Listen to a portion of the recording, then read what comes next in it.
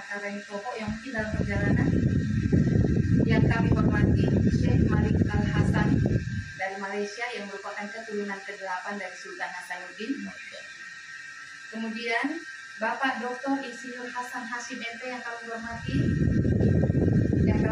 Insinyur Arman Cahyadi, Ketua Persatuan Etnis Tionghoa, Persatuan Islam Peranakan Tionghoa. Kemudian Bapak Samsul Saliwangan, merupakan budayawan. Lalu para sesepuh dari TVRI, merupakan kepala stasiun yang dulu berjaya. Alhamdulillah. Para hadirin undangan yang kami hormati, acara Sarasihan dan Milad ke-399 Syekh Yusuf Al-Makassari Al-Bantani Tuanta Salamata Goa, kita awali dengan mengucapkan Bismillahirrahmanirrahim. Assalamualaikum warahmatullahi wabarakatuh. Waalaikumsalam. A'udzu billahi minasy syaithanir rajim.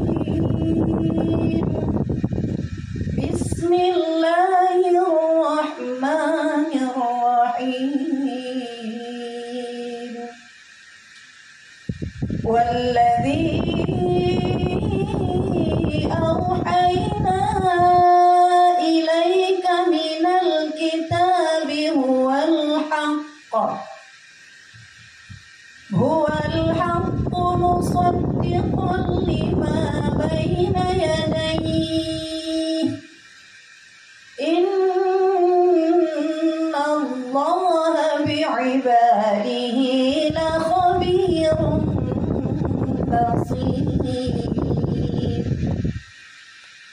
ثم أورثنا الكتاب الذين اصطفينا من عبادنا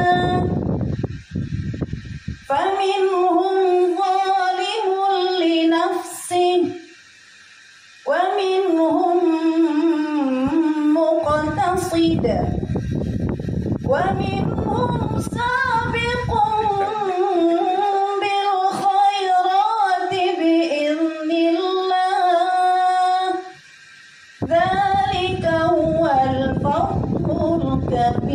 كبير. جنات عدن يدخلونها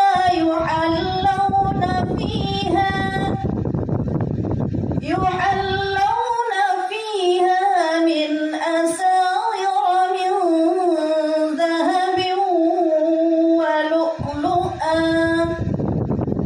ولباسهم فيها حرير.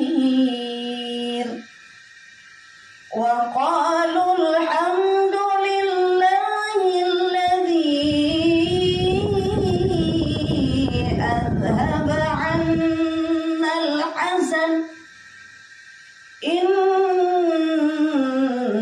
ربنا لغفور شكور. Sadaqallahul azim. Dengan nama Allah yang Maha Pengasih lagi Maha Penyayang. Dan apa yang telah kami wahyukan kepadamu wahai Muhammad, yaitu Alkitab Al-Quran, itulah yang benar, membenarkan kitab-kitab yang sebelumnya. Sesungguhnya Allah Maha mengetahui lagi Maha melihat keadaan hamba-hambanya. Kemudian kitab itu kami wariskan kepada orang-orang yang kami pilih di antara hamba-hamba kami.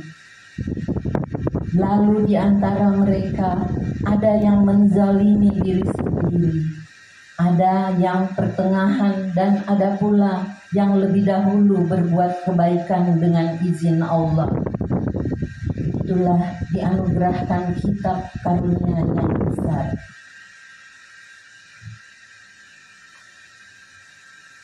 Surga Adnan, tempat tinggal yang kekal. yang mereka masuki. Di dalamnya mereka diberi perhiasan gelang-gelang dari emas dan mutiara, dan pakaian mereka dari sutra. Dan mereka berkata, segala puji bagi Allah yang telah menghilangkan duka cita dari kami. Sungguh Tuhan kami benar-benar Maha Pengampun, Maha Pengasih, Maha mensyukuri. Maha benar Allah dengan segala firman-Nya. Assalamualaikum warahmatullahi wabarakatuh. Waalaikumsalam warahmatullahi wabarakatuh. Kita masuki acara selanjutnya, lantunan Asmaul Husna dan sholawat yang akan dilantunkan oleh Majelis Tahsin Fatimah Az-Zahra Ikatan Keluarga Besar PPSP IKIP Ujung Pandang. Allahumma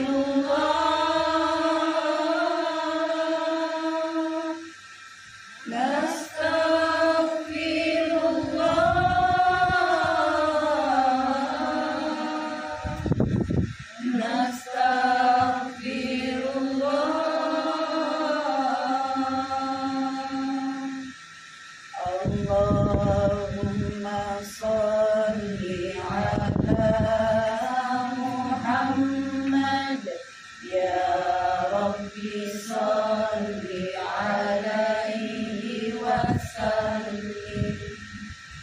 Ya Allah, ya Allah,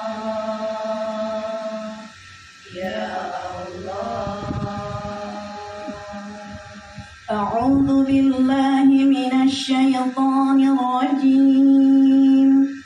Bismillahirrahmanirrahim.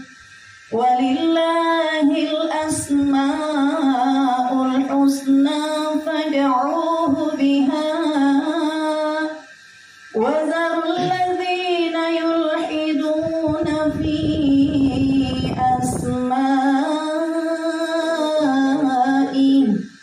sayujzauna ma kanu ya'malun.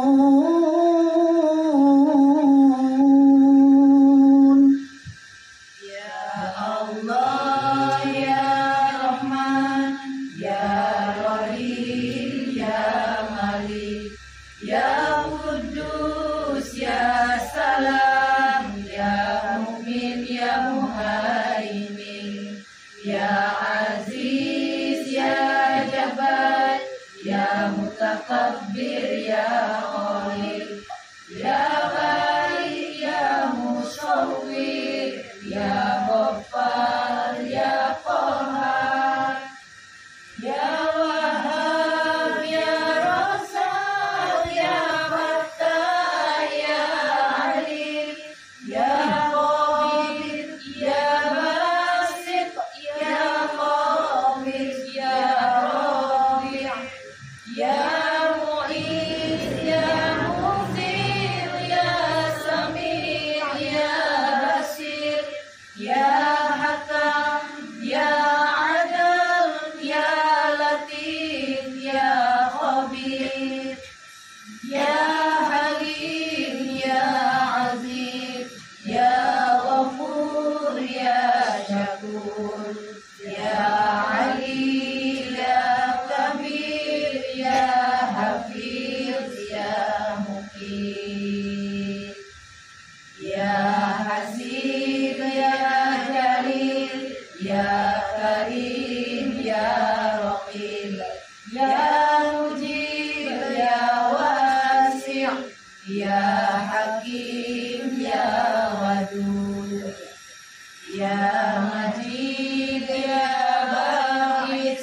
ya Syahid, ya Haqq, ya Wakil,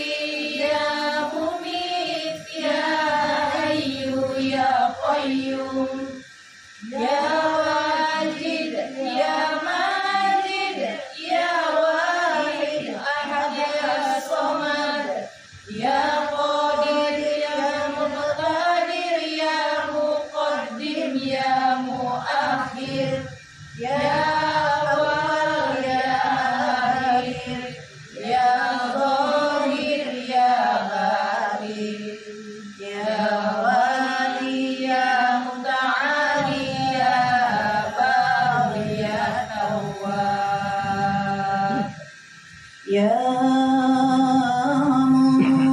Muntaqim, Ya Afu, Ya Rauf, Ya Malikal Mulki, Ya Dzal Jalali wal Ikram,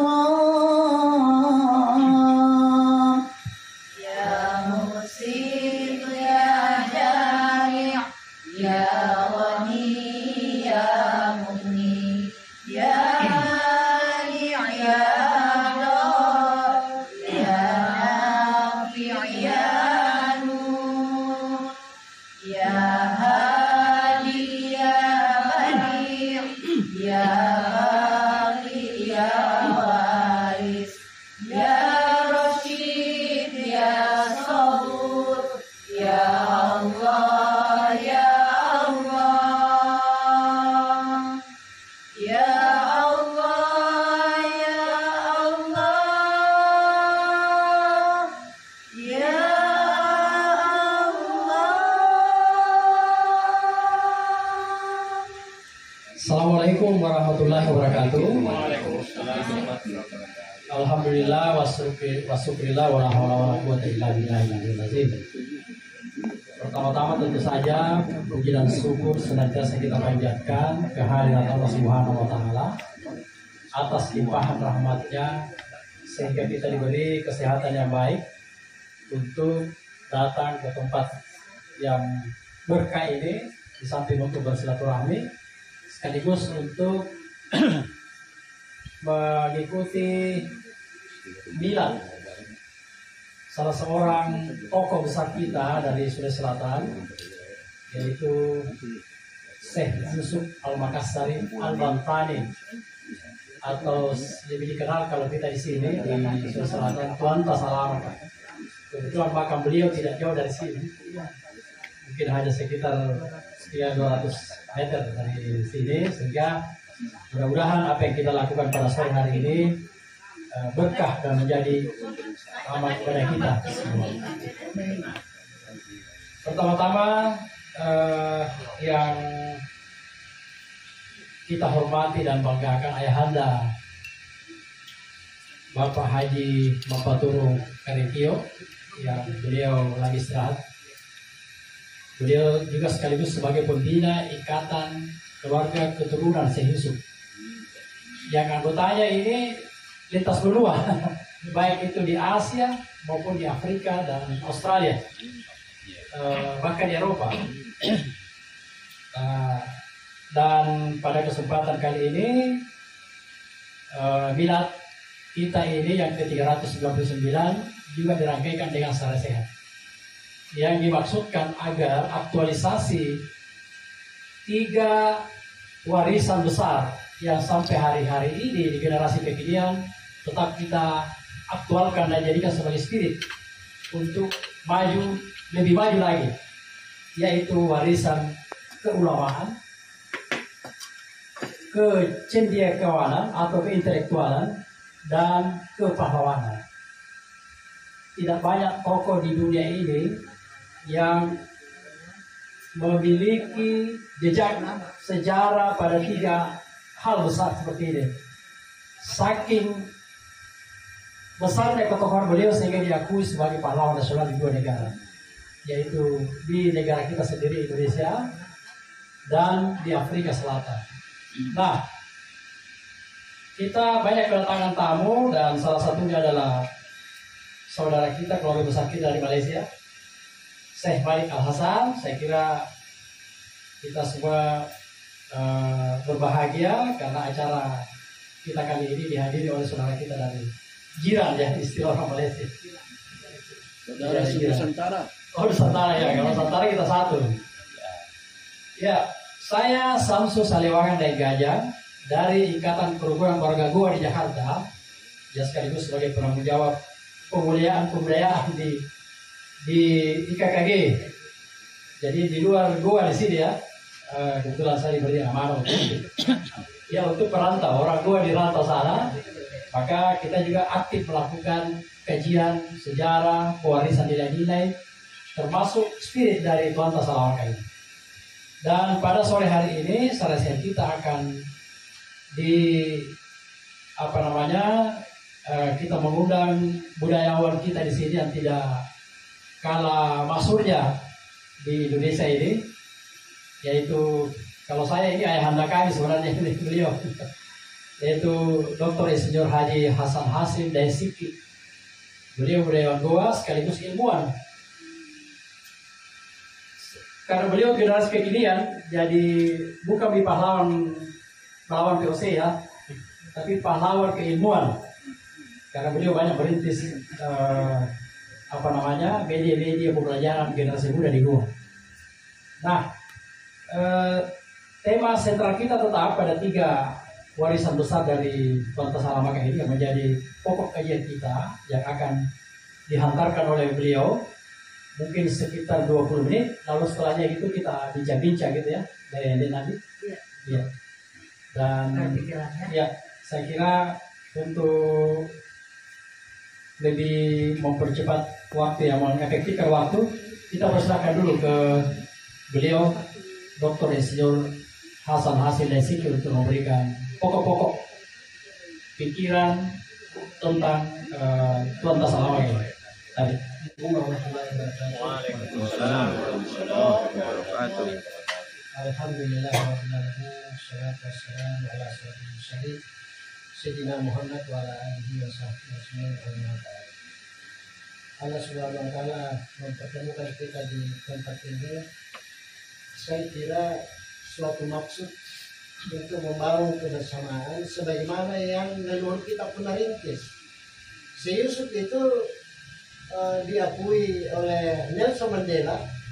Nelson Mandela ini diakui sebagai seorang yang luar biasa dalam mendekatkan perbedaan itu dalam satu konsep kebersamaan. Dia dianugerahi sebagai pemersatu dunia itu karena begini. Nelson Mandela ini 27 tahun dia disiksa oleh kulit putih. Subhanallah, dan penyiksaannya itu luar biasa. 2 kali pindah dari 10 tahun di mana, kemudian 17 tahun lagi. Tapi begitu keluar, dia rangkul semua kulit putih, ayo kita sama-sama. Dia lupakan itu, dia disiksa oleh kulit putih selama 27 tahun. Subhanallah. Itulah yang menjadikan dia diberikan penghargaan internasional sebagai orang yang luar biasa. Tetapi kebanggaan kita orang Goa, subhanallah, Nelson Mandela sendiri itu mengakui bahwa dia bisa begitu karena si Yusuf. Subhanallah. Dan itulah sebabnya Nelson Mandela, kenapa dia mengusahakan untuk dapat keterikatan secara psikologi dengan orang Sulawesi, khususnya di Goa ini. Makanya dia berusaha untuk mendapatkan dokter kehormatan itu di Unhas. Dan ketika dia menyampaikan kenapa dia pilih Unhas, karena kekagumannya terhadap si Yusuf. Dia bilang, saya ini belum ada apa-apanya, karena saya ini memang belajar sama si Yusuf. Jadi si Yusuf itu dia bilang, dia tidak sama dengan kita punya kulit, tidak sama, kita punya, tidak ada hubungan kekeluargaan, bahasanya juga lain, tidak ada sama sekali yang mempersamakan. Tapi hebatnya itu sampai diakui di Afrika Selatan karena dia mau mati untuk orang Afrika Selatan. Nah, subhanallah. Jadi inilah Allah mengumpulkan kita.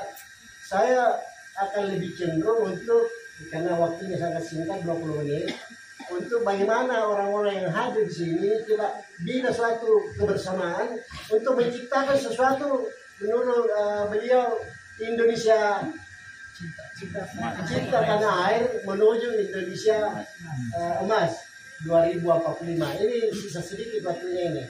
Tapi insya Allah 2045 kalau kita kompak, kita akan memperlamirkan ke dunia bahwa inilah generasinya si Yusuf. Mencoba mendokumentasikan apa yang pernah beliau lakukan.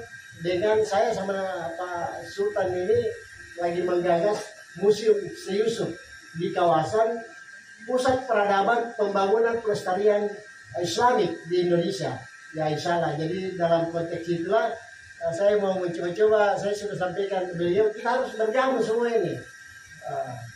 Karena kalau saya secara pribadi khusus untuk keluarganya beliau ini dari komunitas Tionghoa, saya punya om itu yang membentengi ini bagaimana kan namanya pendatang itu kan kita tidak tahu macam-macam, tapi Pacalaya itu saya punya om, dia adalah pejabat di Kerajaan Goa itu sebagai ketua mahkamah militer Kerajaan Goa.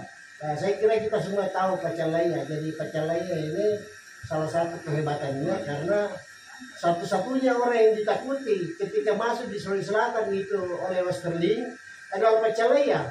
Jadi saya karena sering berinteraksi, ya menawar lekam aja Westerling kita, nanya itu kalau garata. Jadi itu kan Westerling sampai diperkenalkan di dunia ini bahwa dia itu yang tokoh utamanya korban 40.000 jiwa di Sulawesi Selatan.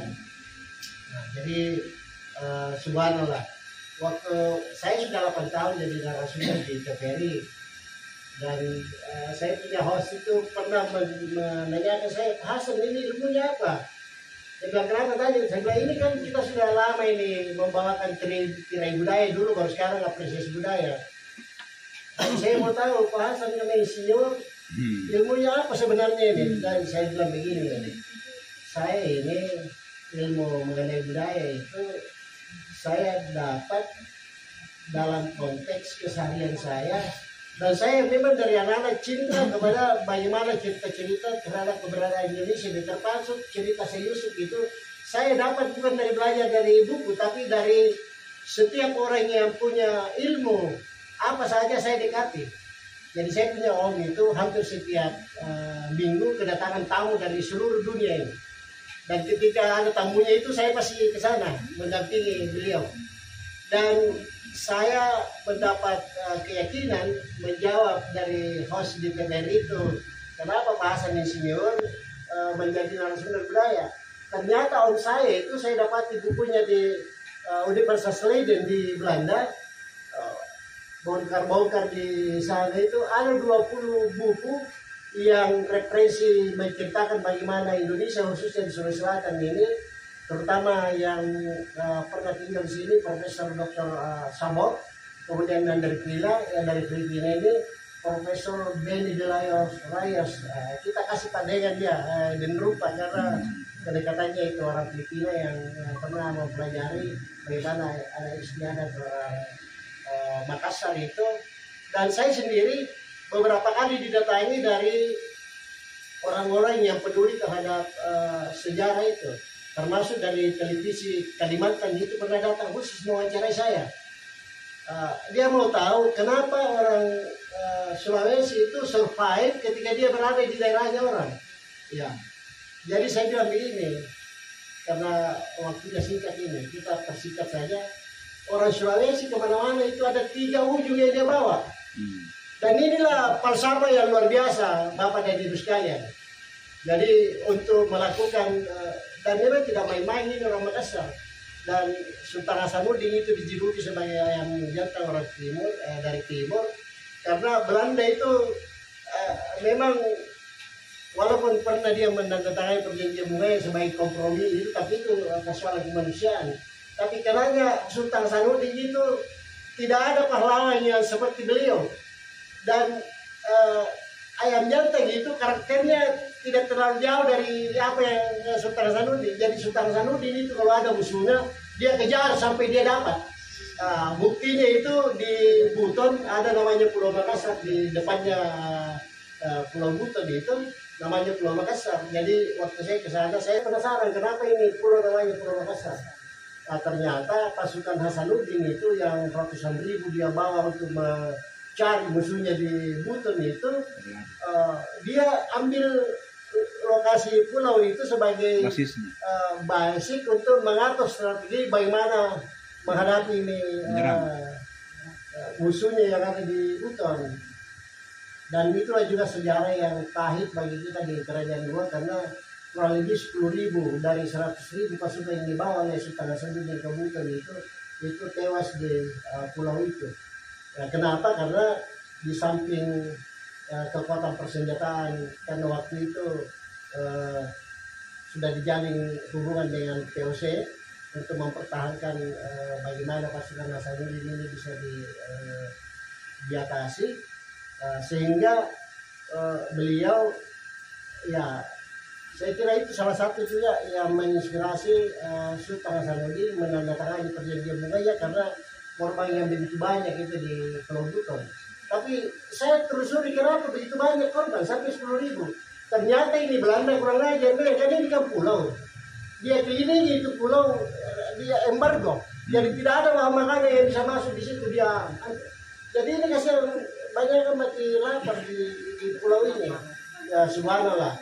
Dan saya kira sangat luar biasa. Tapi itulah sebabnya sampai Hasanuddin dijuluki ayam jantan dari timur, karena Sultan Hasanuddin itu di mana saja musuhnya pasti dia kejar sampai di atas. Jadi Islam di Nusantara Timur ini ternyata itu berkembang pesat karena Goa, dan sosoknya itu adalah Syekh Yusuf. Ya. Kenapa bisa begitu? Itu tadi antara lain bukti sejarah yang Nelson Mandela sendiri akui bahwa ini Syekh Yusuf luar biasa. Dan Syekh Yusuf ini sampai sekarang itu karamanya, saya sering guyon sama teman-teman. Saya bilang beliau sudah berapa ratus tahun dia meninggalkan kita, tapi hari-hari masih bagi-bagi uang. Dia bilang bagaimana bisa Pak Zadid? Saya bilang itulah seorang yang Allah menurunkan rahmatnya sehingga atas nama dia sampai masyarakat banyak dapat uang. Coba Bapak dan Ibu banding ini secara tidak usah diambil hati, tapi kita buktikan di lapangan. Sultan Hasanuddin dengan Syekh Yusuf itu pahlawan nasional, dan tempatnya tidak terlalu berjauhan. Iya. Tapi Bapak dan Ibu lihat bagaimana orang mendapat uang di makamnya Syekh Yusuf dengan bagaimana dengan Sultan Hasanuddin. Tidak ada transaksi di makamnya beliau ini, saya Sultan Hasanuddin. Mohon maaf karena ini keturunan langsung ini yang ke-8 dari. Tapi seperti itulah Allah menurunkan suatu keberkahan yang disaksikan oleh kita semua. Tidak ada satu orang pun yang tidak dapat keberkahan di sekitar makam Syekh Yusuf itu, karena botol yang sudah dibuang, botol bekas, tidak dipeduli sterilisasinya, airnya juga walau air dari mana dia masukkan. Tapi itu paling kurang itu 5.000 orang dikasih penghargaan. Betul. Lebih mahal dari air yang di Suling. Ya, iya. suling ya. Kan air itu paling banyak 4.000 satu botol. Iya. Tapi saya tidak pernah mendapati air di sana orang yang tidak bayar 5.000. Itu bunga-bunganya juga bunga-bunga yang sudah pernah dipakai. Dikumpul lagi, masuk keranjang, paling kurang 10.000. 15.000. Ya, tapi ya, kita cuma mau menunjukkan ini yang namanya keberkahan. Ya. Yang paling besar kantonnya itu kalau sudah jam 11 tukang kuncinya di sana. Subhanallah. Tapi Bapak dan Ibu sekalian, saya itu memang senang mencari bukti-bukti sejarah. Saya ke Banten. Saya ke Banten itu menghampiri maghrib. Mau siarah ke makamnya Syekh Yusuf. Jadi orang Banten itu dia bilang, Pak, kalau mau masuk ke Banten, kalau menjelang maghrib gini, saya kira dibatalkan saja dulu. Cari waktu yang lebih pagi. Sudah kenapa? Dia bilang ini masyarakat Banten itu lain-lain Pak, apalagi orang baru yang datang. Saya bilang yang penting ada yang mau mengantar saya, nanti saya bertanggung jawab, kita sama-sama ke sana. Ya. Jadi rupanya itu di Banten memang Syekh Yusuf ini memberikan suatu keyakinan bahwa kalau Allah menghendaki tidak akan ada yang terjadi terhadap kita dalam bentuk apapun juga. Dan karena Belanda juga sudah kewalahan bagaimana caranya diatasi ini Syekh Yusuf untuk tidak terlalu berkembang pengaruhnya, sampai dikirim kemana-mana, dari sini dikirim ke sampai terakhir, karena di Banten sendiri pengaruhnya luar biasa, dia sampai ke Afrika Selatan. Bapak dan Ibu sekalian, apa yang terjadi saya kira sudah banyak yang pernah ke makamnya Syekh Yusuf di Banten. Tapi Bapak dan Ibu, untuk menghubungkan seperti apa yang saya cerita tadi, di Banten itu orang yang bisa memegang kuncinya makam Syekh Yusuf itu paling tidak hanya harus ada uang 1 miliar cash Karena untuk itu dilelang itu kunci di sana, dilelang. Dan untuk menjadi peserta lelang juru kunci harus taruh dulu uang tunai 1 miliar. Jadi suara lah. Tapi Bapak dan Ibu kali kalau kita ke sana itu base yang mengantar tamu-tamu itu tidak pernah di bawah 20, pasti penuh ini pelatarannya sampai rumah-rumah yang ada di sekitar Makam Syekh Yusuf itu semua menyiapkan kamar untuk disewa oleh orang yang mau datang. Jadi subhanallah, itulah doanya tadi mudah-mudahan keberkahan itu diturunkan kepada kita semua ini khususnya tadi. Amin amin ya rabbal alamin. Karena ini bukan lagi cerita, memang kenyataan. Dan Bapak dan Ibu sekalian, sebagai akhir dari apa yang saya sampaikan, sosok Syekh Yusuf ini di Goa sendiri itu mengundang kontroversi yang luar biasa. Dan kontroversi inilah yang saya penasaran. Sehingga saya cari itu Pak Anardongo, ahli sejarah di Indonesia ini, saya kira tidak ada yang tidak mengakui Anardongo itu. Salah seorang guru besar yang memang sejarah dia. Saya tanya, Pak Anar, saya ini ada pertanyaan besar dari sejarah, bagaimana kira-kira ini sosok Syekh Yusuf yang orang tuanya itu kalau di Goa ini kurang lebih 75% mengatakan itu anaknya Nabi Khidir alaihissalam. Saya kira ibu-ibu juga pernah dengar itu. Dan ya, saya dapati di pengalaman di itu memang apalagi ada buku yang sudah diterbitkan oleh Balai Pustaka itu, dia menceritakan kronologis kelahiran sosok Syekh Yusuf. Dan kesimpulannya kita itu bahwa memang itu kemungkinan besar anaknya Khidir. Karena waktunya singkat ya. Ini orang tua yang pernah datang dan dia minta tempat tinggal di Takalar itu namanya Dampang Komara. Dampang Komara ini toko di Komara itu, disitulah kedatangan tamu. Orang tua dia minta izin, kalau diizinkan saya mau tinggal sama Dampang di sini. Dan Dampang ini karena dia seorang tokoh yang saya kira kalau aslinya itu Makassar tidak pernah menolak siapapun yang datang untuk kita bersama-sama. Dia tidak peduli apa dan bagaimananya itu dia terima itu. Jadi orang tua ini bersama-sama dengan Dampang Komara. Dan ini orang tua luar biasa. Sudah tua tapi semua pekerjaannya ini Dampang Komara dia kerjakan. Dia cuci piring, dia menunggu padi, dia semua kebutuhannya ini rumah tangganya Dampang Komara diurus sama orang tua ini. Yang walau namanya siapa ini orang tua. Tapi yang terakhir ini yang saya mau sampaikan kepada kita, orang tua ini dibawa ke rumah kerabatnya Dampang Komara ini, namanya Galar Ramoncoloi. Galar Ramoncoloi itu sekarang ini posisinya di perbatasan Maros, Goa di situ ya, Maros Goa, Moncoloi. Dan ketika dia jalan-jalan ke Galar Ramoncoloi ini, ternyata ada anak gadis di situ. Luar biasa cantiknya ini anak gadis. Jadi setelah pulang lah ini orang tua sama Dampang Komara di rumahnya, malam-malam dia bilang, Dampang saya mau minta tolong ini sama Dampang, karena tadi itu anaknya Galar Ramoncoloi sepertinya saya terikat. Kan kalau kekinian Bu, siapa yang mau menerima ini pembantunya seorang yang tidak layak lah untuk itu. Apalagi yang mau dia minta dilamarkan ini gadis yang menurut pengakuannya Subaya di Goa waktu itu, di Goa diundang itu orang tua sama istrinya ke istana.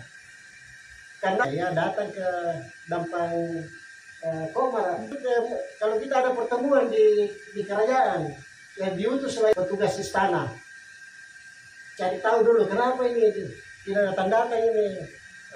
Petugas istana itu lihat rupanya ini Dampang Komara habis kasih kawin. Ya, sekarang ini jadi karena istrinya yang kayaknya tidak gadis cantik ininya, dan itulah yang dilakukan waktu Dampang Komara. Yang saya mau sampaikan ini ini yang dia kasih kawin itu ini oleh orang tua yang kayak ya menurut dia ini tidak layak dia dipresentasikan. Sama penasaran ini raja. Udah itu dia kesini itu pengantin barunya itu. Sekarang raja tidak mungkin dia tidak sadar dengan agak tahu jadi mainan itu ini ya, istilah kerajaan di itu kalau ada sombaya itu dia puji itu secara otomatis minta jadi dia begitu jadi makanya itu raja-raja banyak peninggalannya itu tanda-tanda di mana-mana karena kalau dia ada di situ dan dia senang di situ nggak akan memberi tampanan jadi dia tidak minta karena ya memang pemalu juga kalau raja meminta sesuatu itu dia kan. Di bawah ini sudah mengerti. Dia suka gini sombaya. Sama ini dia istrinya dapat menghadap raja. Jadi waktu pamit ini orang tua kalau kanuannya karena Lina sendiri bilang jangan karena kau disuka sama raja. Tinggal mau di istana. Namanya cinta itu kan tidak memandang siapa-siapa keluar dari matanya kasihan karena dan dia tidak ikuti perintah suaminya. Jadi ternyata dia tinggal di istana itu dia disiapkan kamar khusus. Mungkin secara logika memang cerita ini tidak bisa terjadi. Jadi ini soal ini raja intip-intip di anunya itu dia intip memang ada keajaiban perempuan ini melayani cahaya dari satu juga menjadi alasan memang anaknya lebih hidup ini orang tua itulah dianggap sebagai perempuan cantik ini karena suatu-waktu dilihat kalau dia jalan katanya orang tua ini jadi itulah yang menjadi pegangan kita di sini yang meyakini kurang lebih 75% orang yang ada di sekitar ini dan pada saat itu waktu istrinya sudah diantar ke istana rupanya dia sudah dalam posisi ada isi sudah muda belum ini jadi mungkin itu sebagai suatu hal yang membuat kami dengan kepanitiaan pusat peradaban pelestarian Islam itu dengan akhirnya batal. Kenapa? Untuk menjawab pertanyaan seperti ini. Karena ini kan menurut anak Gongo yang saya wawancarai, bagaimana ini di pasar? Itu orang besar, cintanya harus besar juga. Jadi kalau seperti Syekh Yusuf cintanya seperti itu ya, karena memang Syekh Yusuf ini itu, karena dia terlalu jauh jaraknya pasar. Ratusan tahun masa antara Nabi orang yang ada di sini akhirnya melahirkan anak yang di Syekh Yusuf Al-Makassar yang punya karamah berbagai. Tapi dalam hati saya Al-Kahfi saja surah Al-Kahfi itu mencoba itu dan tidur selama 309 tahun termasuk anjingnya bisa hidup kalau dia dilogikakan siapa yang bisa terima akal itu ya. Dan ini Al-Quran yang mencipta percaya itu urusan kalau mau kita kaitkan dengan logika tidak masuk akal. Masa orang tidur 309 tahun? Subhanallah. Termasuk anjingnya. Anjingnya juga ini ikut tidak tidur. Tidak ikut tidur selama 309 tahun. Jadi walau nanti kita dan saya punya tanggung jawab bersama teman-teman saya ajak ibu-ibu nanti dengan bapak sekalian kita bergabung di kepanitiaan ini untuk mewujudkan bagaimana musuh Syekh Yusuf itu kita warnai. Dan aktivitasnya ini saya tertarik tadi ibu-ibu ini kalau lantunan ini menyambut tamu-tamu penting kita ini sudah luar biasa dan itulah sosok Syekh Yusuf nuansa Islam ini yang harus kita munculkan ya karena Bapak dan Ibu sekalian gua ini memang menjadi sasaran orang yang bukan saudara kita ini untuk direbut karena gua terbukti dalam penelusuran tim kami ini yang namanya Risla Budaya di Asia Tenggara ini memang pelopor Islamisasi itu dari kerajaan Goa dan kerajaan Goa ini sosok yang sangat menjadi orang yang mengajak semua orang bergabung sebagai Islam adalah Syekh Yusuf Al-Makassar.